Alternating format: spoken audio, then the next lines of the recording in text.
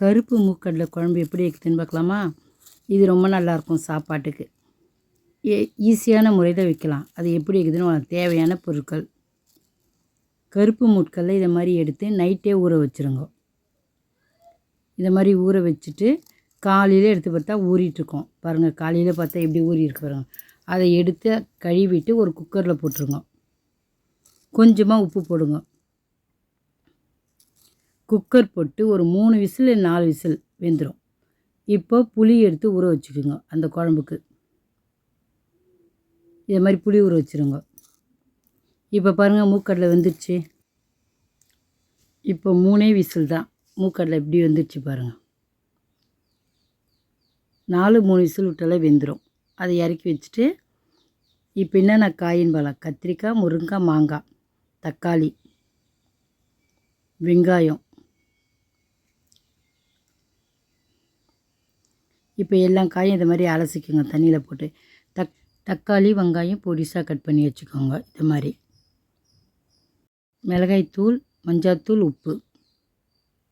இப்போ கடுகு, பூண்டு, கறிவேப்பிலை. பூண்டை நெசுக்கி வச்சுங்க. ஒரு பாத்திரம் வச்சுட்டு காஞ்ச உடனே எண்ணெய் ஊற்றிடுங்க. எண்ணெய் காஞ்சோடனே கடுகு போட்டுருங்க.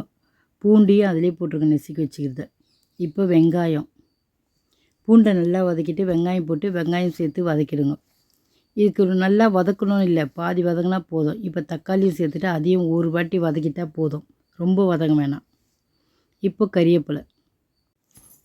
இப்போ இது மேலே ஒரு தட்டு போட்டுருங்க.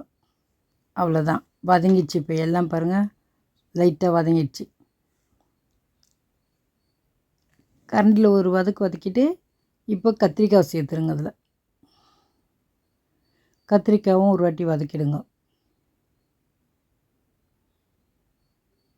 இப்போ முருங்கைக்காய் அதையும் சேர்த்துட்டு இது மாதிரி வதக்கிடுங்க.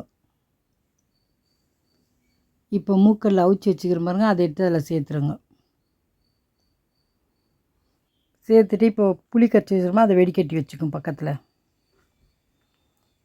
இப்போ மிளகாய்த்தூள், மஞ்சாத்தூள், உப்பு. கடலை தண்ணியோடு ஊற்றினா பத்தலை, கொஞ்சம் தண்ணியை ஊற்றுறேன். இப்போ நம்ம புளி கரைச்சி வச்சுருக்கோம், அதையும் அதில் சேர்த்துருவோம். பத்தலைனா இன்னும் கொஞ்சம் தண்ணி ஊற்றிக்கி கொதிக்க வச்சுக்கலாம். இப்போ ஒரு தட்டு போட்டு மூடிடலாம். கொதிச்சிருச்சு குழம்பு. இப்போ மாங்காய் இறக்கும்போது தான் மாங்காய் போடணும். போட்டு 2 கொதிக்க வச்சோன்னே இறக்கிடலாம். குழம்பு ரெடி ஆச்சு. சாப்பிட்டு பார்த்துட்டு எப்படி இருக்குன்னு சொல்லுங்கள். நீங்களும் இதே மாதிரி வச்சு பாருங்கள். குழம்பு ரொம்ப நல்லாயிருக்கும் சாப்பாட்டுக்கு. இதுக்கு ஒரே ஒரு அப்பளம் மட்டும் வச்சு சாப்பிடுங்க. கருப்பு மூக்கடலை குழம்பு. அடுத்த வீடியோவில் வெள்ளை மூக்கடலை குழம்பு வச்சு வீடியோ போடுறேன். லைக் பண்ணுங்கள், ஷேர் பண்ணுங்கள், மறக்காமல் நம்ம சேனலுக்கு சப்ஸ்கிரைப் பண்ணுங்கள். தேங்க்ஸ் ஃபார் வாட்சிங்.